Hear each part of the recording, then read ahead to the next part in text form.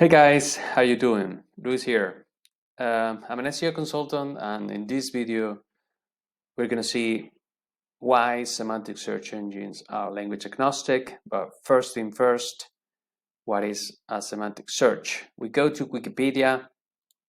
Semantic search denotes search with meaning.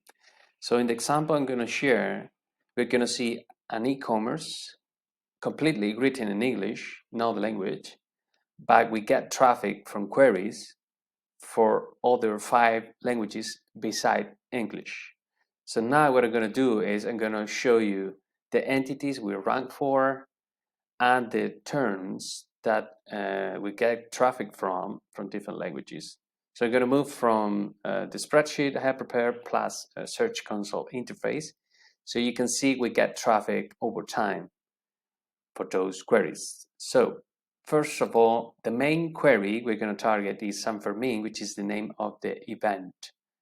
In this case, you see the pick and drop because it's a seasonal event.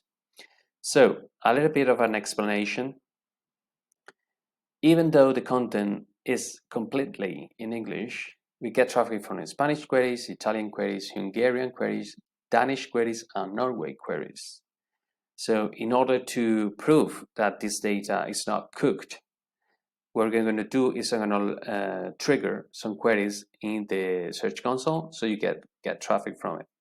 So let's jump to the Italian queries. So instead of San Fermin, we search San Firmino. And you see how the semantic search understands what the user wants, even though the query is triggered in a different language. Let's jump to another example. Now we're going to get Hungarian. So in order to prove this data is not cooked, let's go to Google Translator, and I'm going to trigger the query. So Google Translator, I copy and paste the query, and you see Hungarian. The text is in Spanish, but you get the idea. And now we jump to Search Console, and instead of the Italian query, I'm going to trigger the Hungarian query.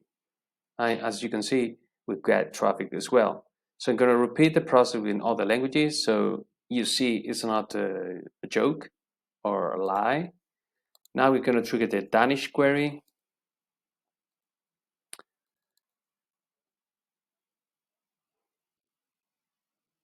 And now we're going to jump to the Norwegian, I believe is the next one. Yeah.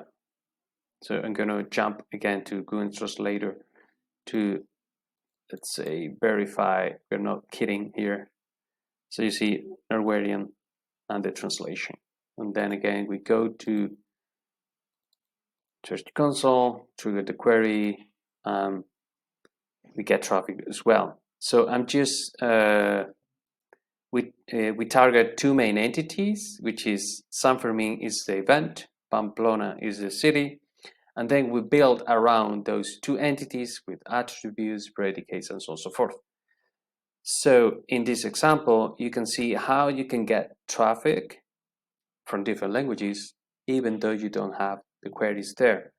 We have been told over the years, put the query you want to rank for, and it's likely you rank. Well, the game has changed. So now you don't need to have the keyword in the copy or in the title or any other place. A machine, a semantic search engine specifically, can understand the entity you're targeting and the terms you are ranking for. And that's it. I hope it is helpful.